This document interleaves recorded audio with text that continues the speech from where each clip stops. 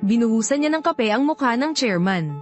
Hindi maganda ito, kahit na si Lynn ay dating asawa o kasalukuyang asawa ng chairman. Siguradong magagalit pa rin ang chairman. Lin Hang. Ano bang ginagawa mo, Chairman Luke? Pasensya na, patawad. Nabitawan ko, hindi ko nasalo. Hindi ko sinasadyang mabasa ang inyong dokumento. Agad akong maghahanda ng ibang dokumento. Suspindihin muna ang meeting, lumabas kayo. Assistant Wang. Ilabas mo si Baobao. Opo. Tara na. Tito Luke, huwag mong sasaktan ng nanay ko. Huwag kang mag-alala, Baobao. Ang totoo niyan, lagi mo naman akong inaaway, ayos lang yun. Sabi nga sa TV. Yan ang tawag na pag-aaway na may pagmamahalan. Nay, lalabas lang po ako saglit.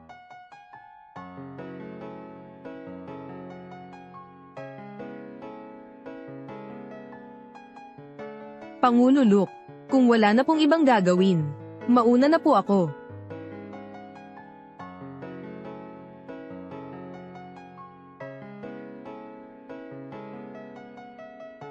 Luke first day, anong ginagawa mo? Lin Hang. Ang dami mong ginagawa. Natatakot ka bang makita kita? Ako ang tunay na ama ni Baobao. Tama ba? Hindi. Natatakot lang ako na baka makita mo ang pangalan ng dating asawa ko, tapos ay maghayganti ka sa kanya. Mahal na mahal mo pa rin pala ang dating asawa mo. Ganun mo ba kamahal ang lalaking yun? Oo naman. Gwapo at maganda ang pangangatawan ng dating asawa ko. Mas maganda pa sa iyo. Ngayon, nakaupo ka sa kandanggan ko. Tapos iniisip mo pa ang iba. Lin Hang, napakagaling mo naman.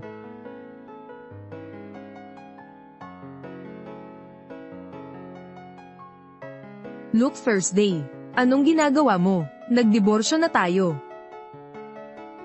Lin Hang. Ganyan na lang ba ang tingin mo sa relasyon natin? Oo naman.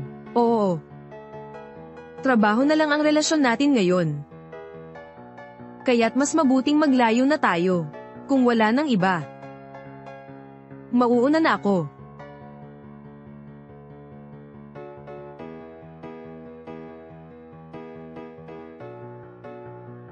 Ako ang unang nang iwan sa kanya noon. Napakahirap ng pinagdaanan niya para makamit ang tagumpay. Hindi ko na dapat siya guluhin pa. Ang pinakamahalaga ngayon ay, kailangan kong magsikap sa trabaho, para maibayad ang utang ko. Mga mahal kong kasamahan, manatili kayong tahimik, pagsapit ng katapusan ng buwang ito. Kita ng ating korporasyon, ay opisyal nang lumampas sa $500 milyon. Susunod. Nais kong ibigay ang parangal sa pinakamahusay na empleyado ng kumpanya ngayong quarter. Ang empleyadong ito, sa loob lamang ng ilang araw, ay nakapagbigay sa kumpanya ng malaking halaga na umaabot sa $200 milyon. At napakahusay na nakamit ang KPI ng kumpanya. Kaya naman, nagdesisyon ng kumpanya nabigyan ng gantimpala ang empleyadong ito. $3 milyong. Grabe, $3 milyong na premyo. Sino kaya ang nanalo sa napakalaking kaso? Ang laki naman ng premyo. Nakakainggit naman. Lin Hang, sigurado, ikaw yun. Bukod sa iyo, sino pa ang makakapagwagi sa kasong $200 milyon? Pagdating ng premyo, ililibre mo ako ng pagkain, ha? Sige. Ikaw na ang bahala sa pagpili ng lugar noon. Ako ang magbabayad. Nagke-celebrate ka na ba? Hindi pa iniaanunsyo ng kumpanya. Sino ba ang empleyadong may natatanging pagganap? May ilang tao. Talagang mahalaga sa akin. Tama. Iniisip mo bang sapat na ang ilang kaso lang para maging empleyadong may natatanging pagganap? E di lahat na sa kumpanya ay may parangal. Ano ba ang pinag-uusapan ninyo? Kakaiba naman ito. Parang May asong ang umuungal dito. Napakahalaga ng meeting ngayon. Tapos papasok lang ang aso. Narinig mo ba iyon? Oo, narinig ko. Ang ingay pa. Ang bagay na ito, mamaya, dapat tayong lumayo sa asong ulol na iyan. Basta't ang asong ulol ay kagat ng kagat.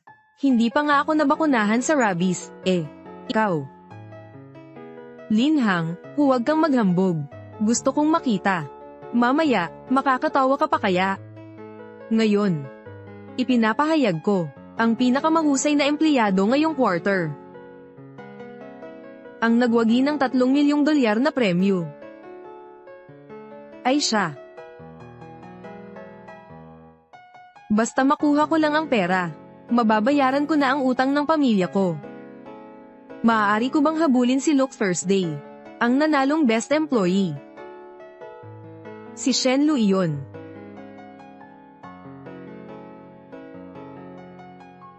Palakpakan ninyo siya at anyayahan siyang umakyat dito. Ano bang nangyayari? Ang kaso ng $200 milyon. Hindi ba't ikaw ang gumawa noon? Oo nga, napakahirap ng pinagdaanan ni Linhang. Nakita naman natin lahat yon. At si Shenlu naman, simula ng ma-demote. Araw-araw na lang naglalaro at ayaw magtrabaho. Bakit siya nanalo ng award? Salamat sa kumpanya ng abogado. Salamat po, Direktor Zhang. Binigyan ako ng pagkakataong matanggap ang parangal na ito. Hindi ko kayo bibiguin. Pangako ko sa inyo, Direktor Zhang.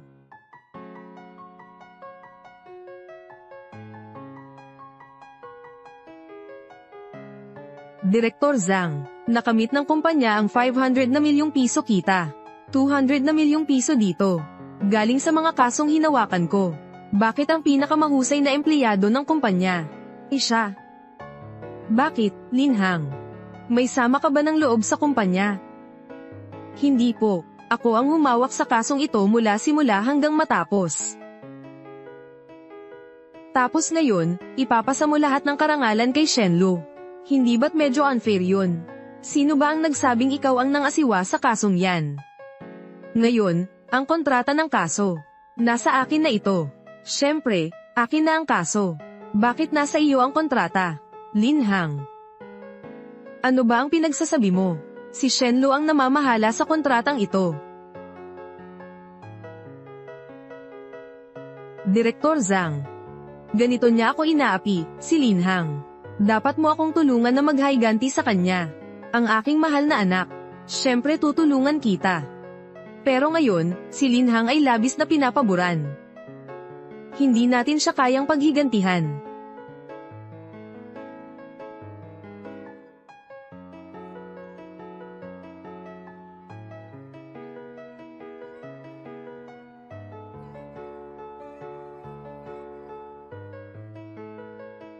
May naisip na naman akong plano. Direktor Zhang, kung matutulungan mo ako sa hinaharap, gagantihan kita ng mabuti.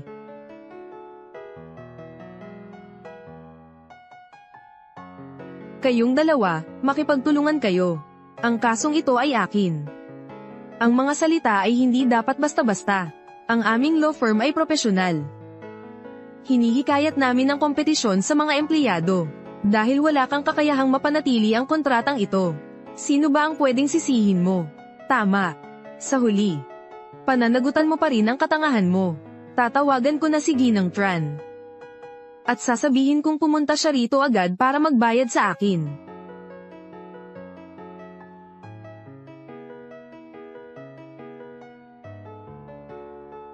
Magandang araw po, Ginang Tran. May itatanong lang po ako. Ilan ka darating dito? Tapusin mo na ang kaso ng $200 milyon para sa akin, ha?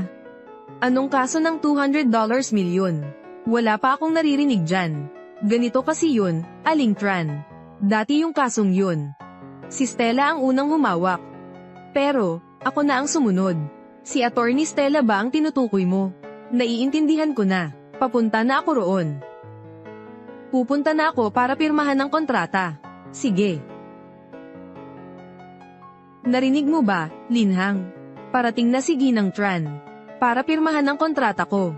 Tapos si Abogada Stella, isang karaniwang may bahay lang naman. Tapos makikipagtalo sa akin. Ibalik mo sa akin ang kontrata. Umalis ka na rito. Tingnan mo ang itsura mo. Nakakahiya ka sa kumpanya natin. Kung makita ni Chairman Luke ang iyong itsura, hindi siya papasok ng pinto. Shenlu, huwag kang masyadong magmalabis. Parating na si Ginang Tran. Sinasabi ko sa iyo, maging mabuti ka na lang. Huwag kang gumawa ng gulo dito sa akin. Kung magalit ako, sisibakin kita sa trabaho. Kasing dali lang ng pagdurog sa isang langgam. Huwag kang magsisi pagdating ng araw na iyon. Sa wakas, nandito na rin ako. Dumating ako para pirmahan ang kontrata. Tigil.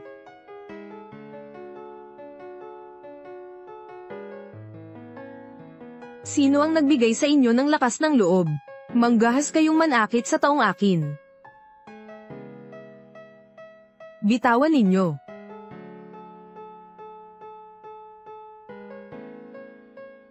Chairman, nagtutulungan sina Linhang at ang matandang babaeng ito.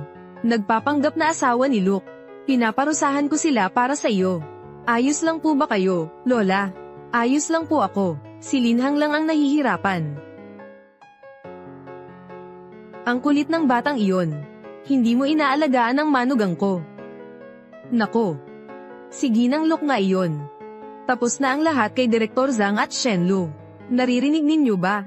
Nako, tinawag ni Madam Lo si Linhang na manugang. Kung ganoon, asawa siya ng chairman. Ano?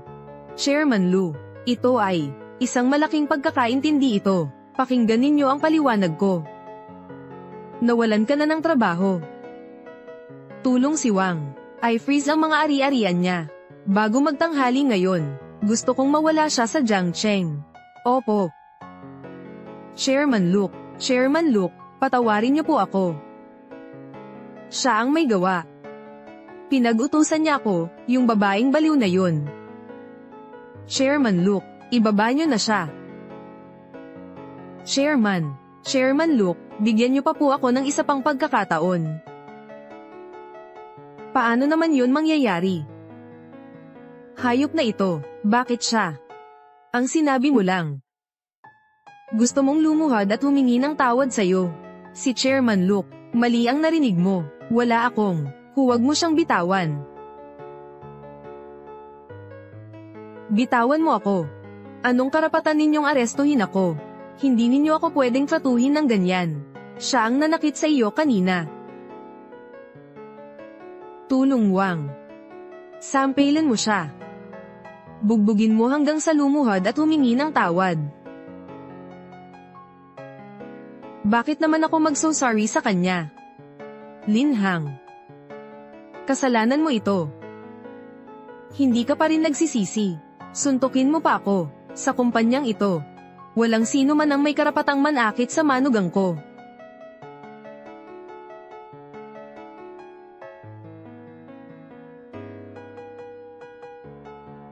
Huwag na. Linhang, bulag kasi ako. Nagluluhod ako ngayon at humihingi ng tawad.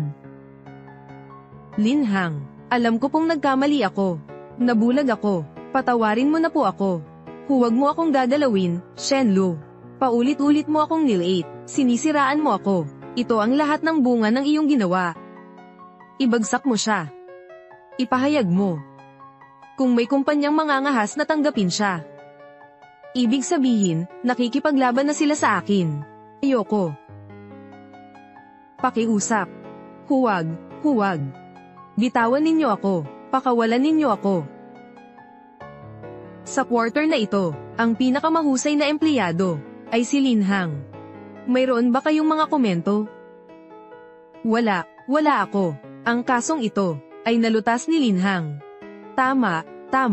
Ang pagsisikap ni Linhang. Nakita na natin lahat yon.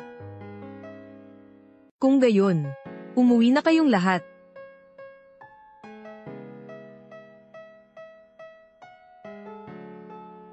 Masakit ba?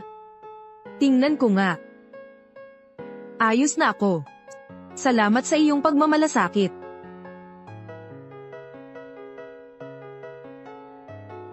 Bakit ninyo ako tinutulak? Hindi pa naman umalis si Lola. Siraulo kang bata. Ang daming multo sa kumpanya ninyo. Ang lakas ng loob mong manakat ng manugang ko, Lola. Dahil sa mahina kong pamamahala, huwag kang mag-alala. Proprotektahan ko si Linhang sa hinaharap. Buti naman kung ganoon. Kung hindi, babaliin ko ang mga binti mo. At dahil nga nandito na tayo, matagal na rin, hindi ko pa nakikita si Baobao.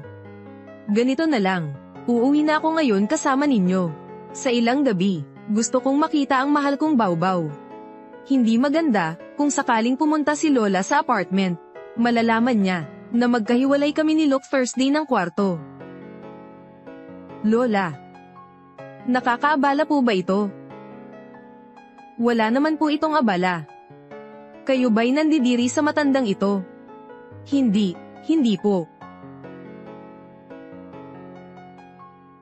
Lola, nagkakamali po kayo. Nitong mga nakaraang araw, kami ay paghahanda para sa panganganak, kaya medyo magiging abala kami. Di ba? Mahal. Oo nga. Nako. Bakit hindi mo sinabi agad? Sige, hindi na kita istorbo. Uwi na tayo, Lola. Katulong Wang. Ihatid mo ang lola ko pa uwi. Opo. Mamaya na lang po, papakuha ko sa inyo ng sopas na isda, para makapangalakal ka ng mabuti. Pagbutihin mo ngayong taon, magkaanak ka pa ng 3. Huwag kang mag-alala, Lola. Susubukan ko po.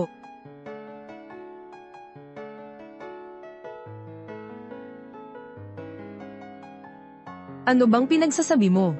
Sino naman ang gustong mabuntis sa'yo? Bakit? Kung ayaw mo, sasabihin ko kay Lola, 5 na taon tayong hiwalay. At matulog sa magkahiwalay na kwarto. Bakit hindi ka pa umuwi? Tapos na ang oras ng trabaho. Kung hindi ka uuwi, mawawalan ka ng sahod. Abogado Lin. Look first day. Inaabuso mo ang iyong kapangyarihan.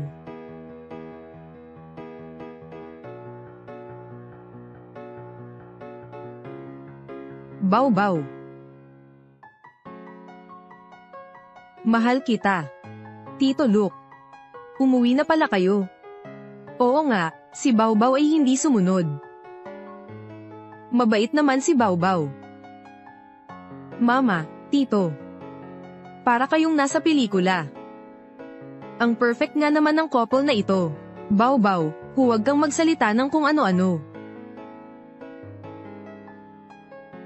Baobao, gusto mo ba ako? Gusto ko si Tito Luke kasi matangkad at gwapo siya. Mabait si Tito Luke kay Mama at kay Baobao. Ganito na lang. Tito Luke, pwede po bang maging papa ko? Baobao, huwag mong sabihin iyan. Masyado nang abala si Tito Luke. Huwag mo siyang istorbohin. Pero, ang ibang mga bata sa daycare, may mga tatay sila. Ako lang ang wala. Pinagtatawanan nila ako araw-araw. Baobao, huwag ka nang malungkot, bukas ay sasamahan kita ni Tito sa pagbili ng laruan at ng bagong damit. Sige ba? Mabuti naman. Si Tito Luke ang pinakagusto ko. Kung ganoon, bukas, ikaw ay magiging ang tatay ni Baobao. Baobao, laro tayo, anak, tara na.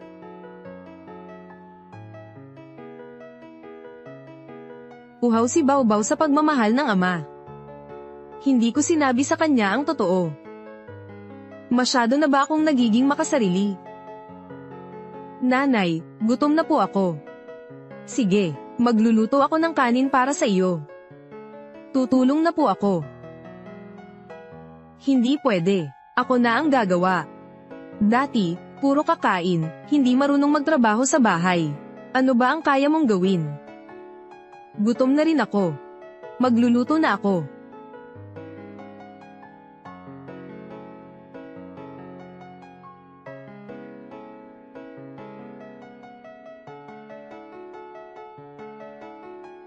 Ang sarap ng bun ni Tito Luke. Mas masarap pa ito sa bun na niluluto ni Mama ng daang ulit. Ang anak na ito na walang utang na loob. Sino ang nagluluto ng kanin mo? Ang lakas ng loob mong masamahan ako. Hindi kasalanan ni Baobao. Sa huli, ang niluto mong kanin. Tagang mahirap lunukin.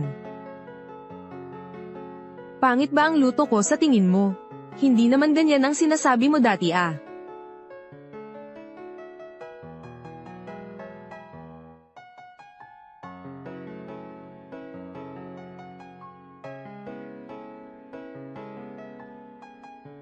Tikman mo yung bagong recipe na natutunan ko.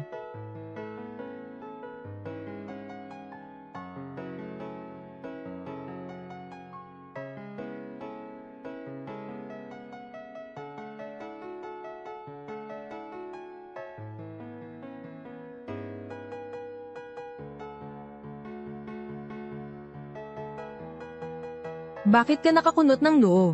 Sabihan mo na masarap.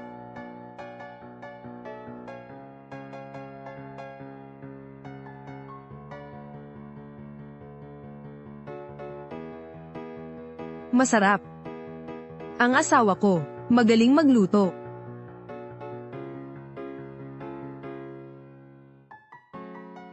Ano kaya ang dapat kong sabihin? Mahal ko.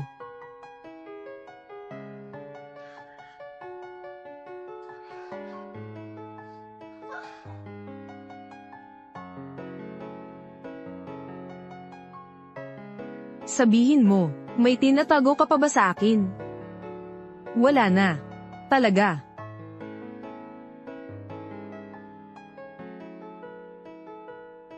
Kailangan kitang ipaalala. Ikaw mismo ang nagsabi na anak ni Baobao ang dating asawa mo.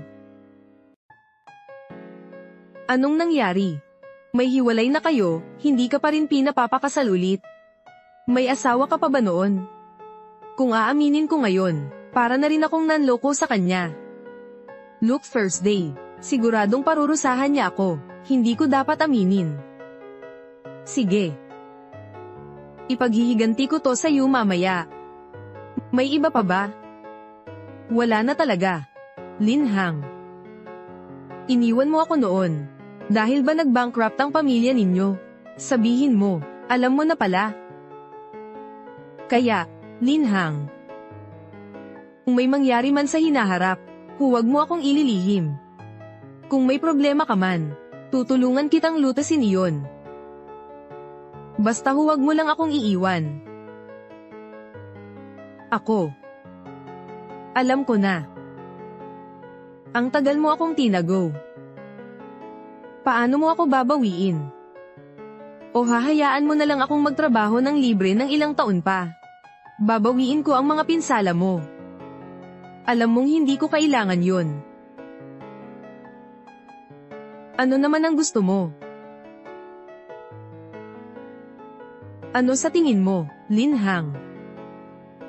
Hindi na kita hahayaang makatakas sa pagkakataong ito.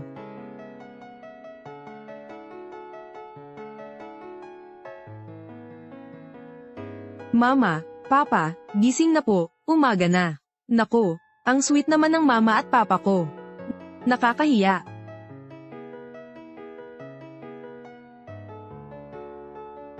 Baobao. Pumunta ka na lang sa sala at hintayin mo kami roon. Lalabas na kami agad.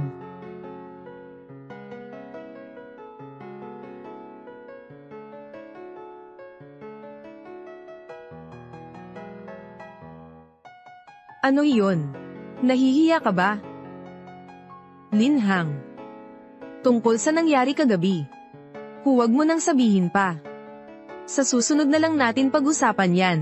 Malilit na si Baobao sa eskwela. Mauuna na ako.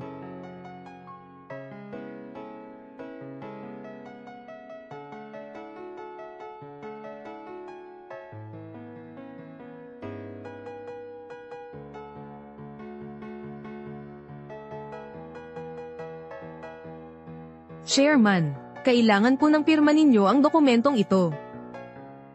Sige po. Saglit lang po, ihahatid ko po kayo sa hapunan. Huwag na po. May lakad na po kasi ako kasama ang mga kaibigan ko. Kung wala na pong iba, mauuna na po ako.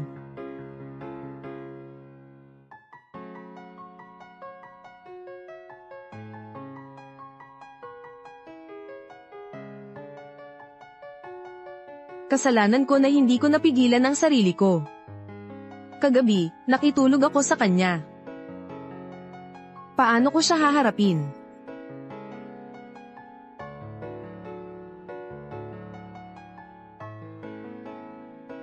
Si Assistant Wang, nakitulog tapos naglayas. Ibig sabihin ayaw niyang managot. Yun. Kadalasan sa ganitong sitwasyon, mas dapat magpakita ng inisyatibo ang lalaki. Pangulo, o kaya naman po, bumili kayo ng bulaklak. Ihanda ninyo po sa akin ang ilang mga bagay.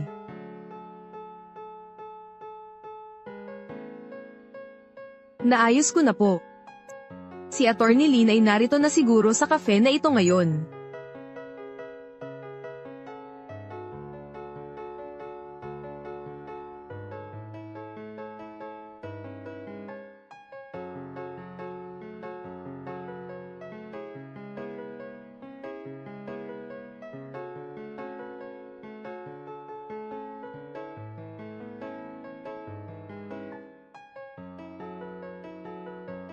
Hindi po tama.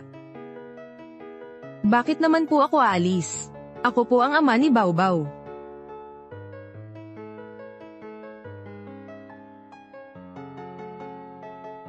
Linhang, pahihirapan na kita. Sa totoo lang, hindi ko naman talaga balak magdiborsyo. Naiintindihan ko na, susubukan kong makipag-ayos. Kung maaari lang, gusto ko pa rin siyang balikan. May asawa pala talaga siya noon. Tapos gusto mo pa siyang balikan.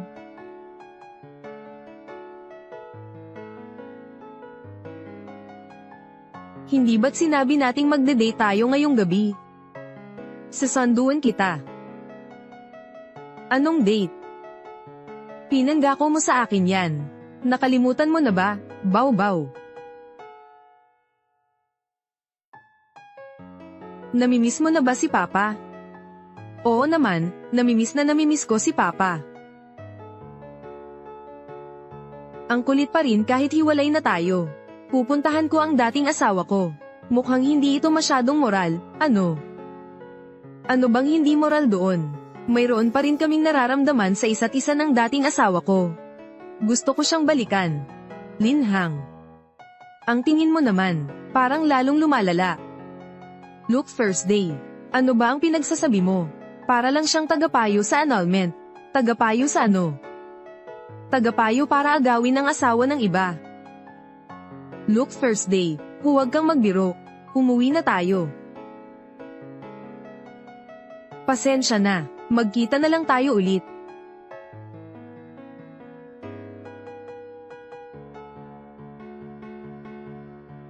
Bumili ako ng bagong laruan para sa iyo. Laruin mo na.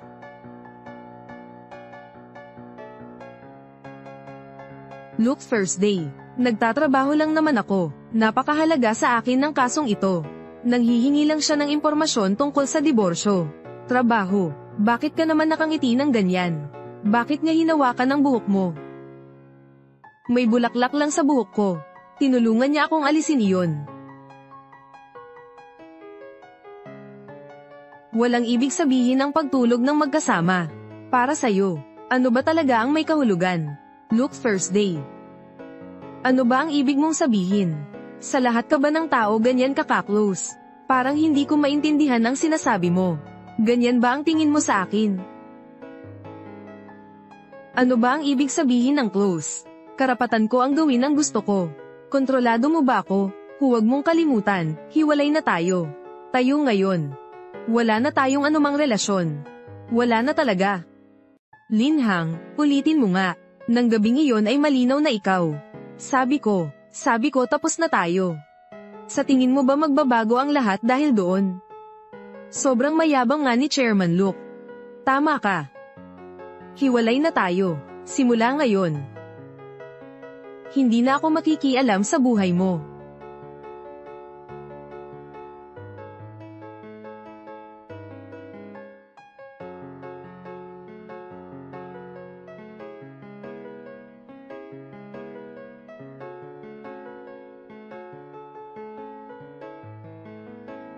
Lupa ba ang utak mo? Sino namang normal ang mag-iisip? Umalis ka na.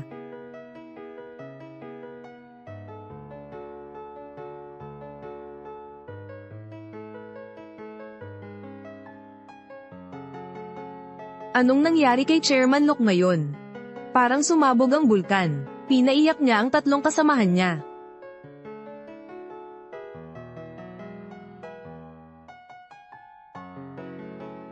Linhang.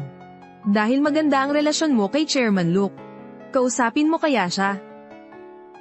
Ano naman ang pakialam ko sa kanya? Magtatrabaho na ako. Kakaiba. Bakit parang ang sama ng loob ng lahat ngayon? Chairman Luke. Dumating na ba si Lin? Dumating na. Kakagaling lang niya. May reaksyon ba siya? Ano ang ginagawa niya ngayon? Wala namang nagbago kay Lin. Nakikipagkita na siya sa kliyente. Para sa akin, siya. Talagang hindi mahalaga. Pero, ang kliyenteng iyon, napakasama ng ugali. Chairman, manunood ka ba? Hindi na kailangan. Problema niya yun. Hindi mo na kailangang i-report sa akin. Ginoo. Ano po ang dahilan ng inyong paghihiwalay? Ang asawa ko ay nasa bahay lamang. Magaling lang sa pagluluto at paglilinis ng bahay. Walang kalambing-lambing. Samantalang ako naman, ay may mahal na isang estudyante. Maganda at marunong pang makipaglaro. Kung ikukumpara sa asawa ko, matanda na at pangit pa. Kapag isasama ko sa labas, nahihiya pa ako. Tungkol naman sa mga ari-arian, ano ang masasabi mo? Siyempre, wala siyang dapat makuha. Ang bahay at ang sasakyan na yun. Naghirapan ko ang lahat ng yan. Ang alam lang niya ay ang manatili sa bahay. Magluto at maglaba, at alagaan ang mga anak. Sino ba naman ang hindi marunong gumawa niyan? Tapos gusto pa niyang hatian ang mga ari-arian ko. Hinding-hindi, sasabihin ko sa iyo. Ginoo Wang, malinaw na nakasaad sa batas. Ang pinagsamang pag-aari ng mag-asawa, dapat hatiin ng pantay. Hindi dapat ikaw lang ang magdedesisyon. Bukod pa rito, nangaliwa ka. Ikaw ang may kasalanan.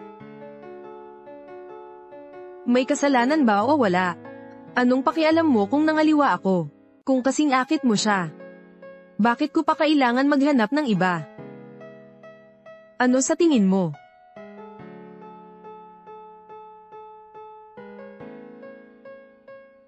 Dito sa bar na ito,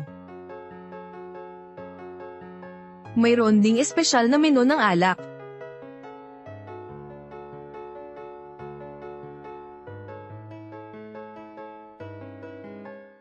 Umalis ka na. Nadudumihan ako.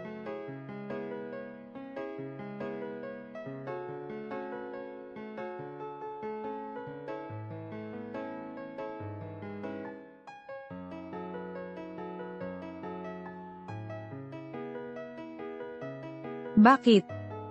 Ano iyon? Look Thursday. Gusto kong magpaliwanag, hindi ganon ang nangyari. Ayoko nang makinig. Linhang. Ikaw ang nagsabi sa akin. Tapos na tayo. Ngayon. Balikan na natin.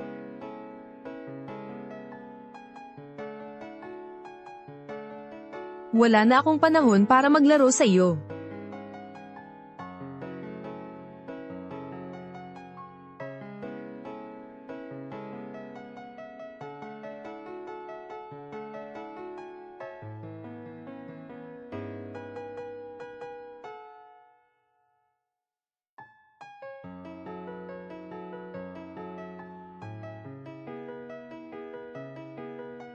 Tatlong bola.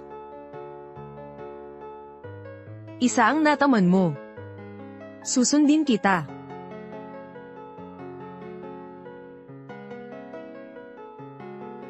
bago tayo maghiwalay. Madalas tayong maglaro.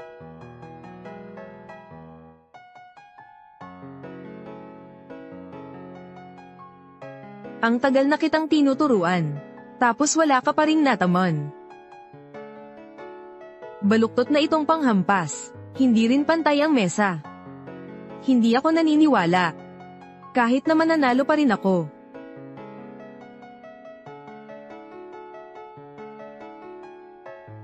Dito, tutulungan kita.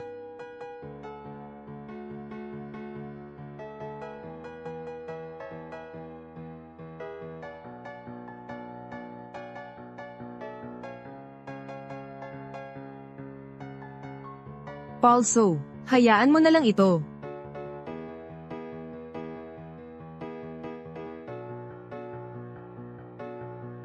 Pangalawa, huwag kang papasok.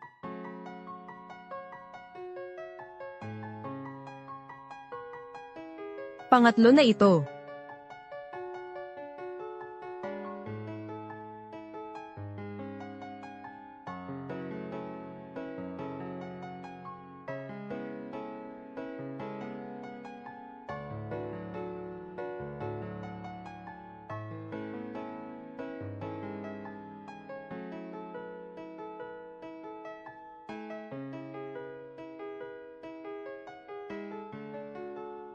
Huwag ka nang umiyak.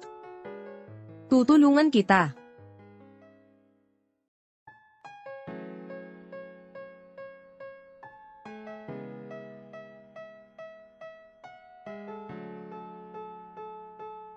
Ano ang gusto mong sabihin?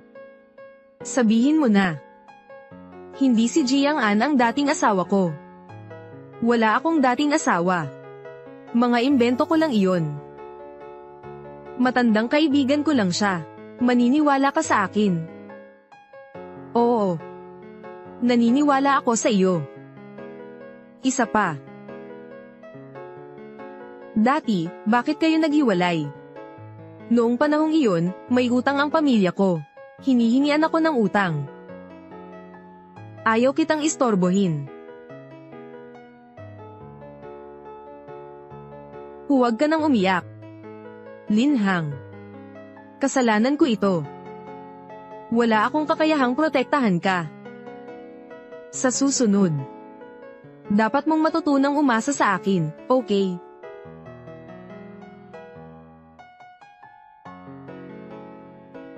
Kaya, hindi ka nagalit, ano?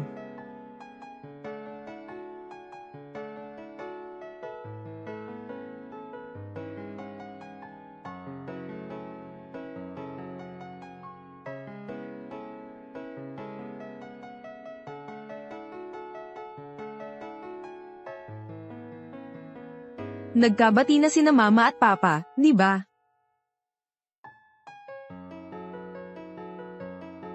Oo nga, nagkabati na sina mama at papa. Dahil kay Baobao. Sige na. May trabaho pa sina mama at papa. Mag-ingat ka sa bahay, ha?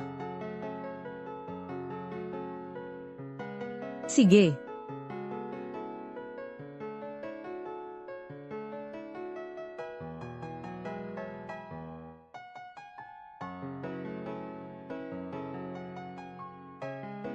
Tingnan mo ang iyong pag-ibig.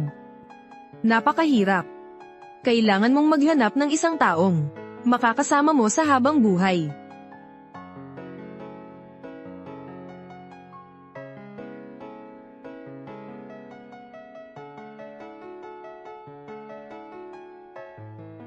Linhang, ito ang mga bulaklak na ipinadala.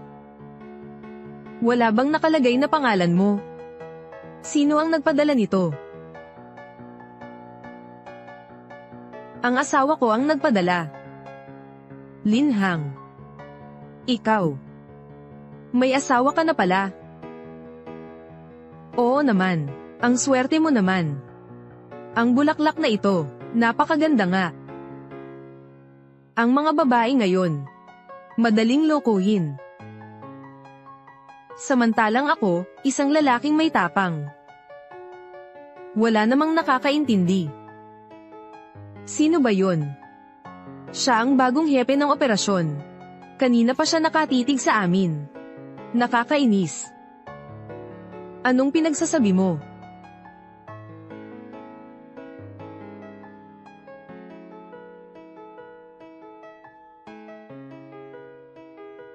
Mga maikli ang inyong mga suot.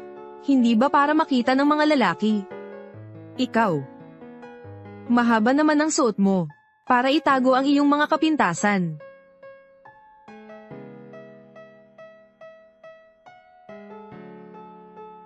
Linhang, anong ginagaya-gaya mo? Ang isang tulad mo. Masyado nang marami ang 3 puntos na ibinigay ko sa iyo. Ang asawa mo, isa siyang walang kwentang tao. Isang batang lalaki lang. Mas magaling ang asawa ko kaysa sa iyo. Manager Lam. Sinasabi ko sa iyo, tingnan mo ang sarili mo sa salamin.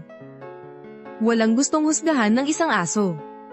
Ang isang taong tulad mo, walang lalaking magkakagusto sa iyo. Kung meron man, matatanda na lang. Pero ako, iba. Kumikita ako ng libo-libong dolyar. Makita mo lang ako, magsusumamo na ang asawa mo. Di ba?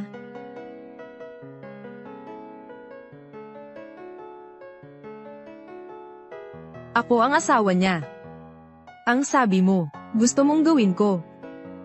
Ano? Chairman, ikaw ba ang asawa ni Linhang? Sino ka ba? Si Sekretarya Wang. Asikasuhin ninyo siya. Opo. Hindi, Chairman. Alam ko na nagkamali ako. Bigyan mo pa ako ng isang pagkakataon. Linhang, tara na, sa bahay. May sorpresa ako sa'yo. Sige.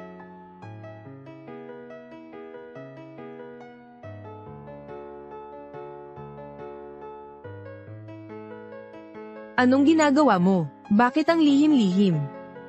Huwag kang sisilip, Mama.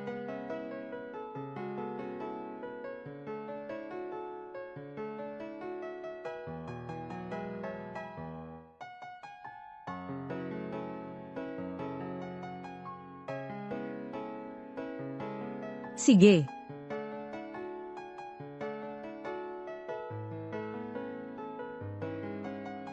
Linhang.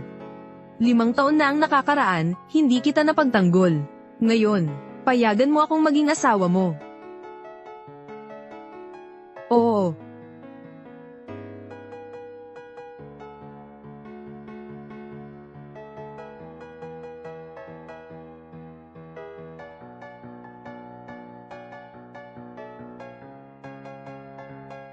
Si Papa, Mama, at si Baobao. Magiging masaya tayo habang buhay. Sige. Tay, Nay, mag-kiss kayo.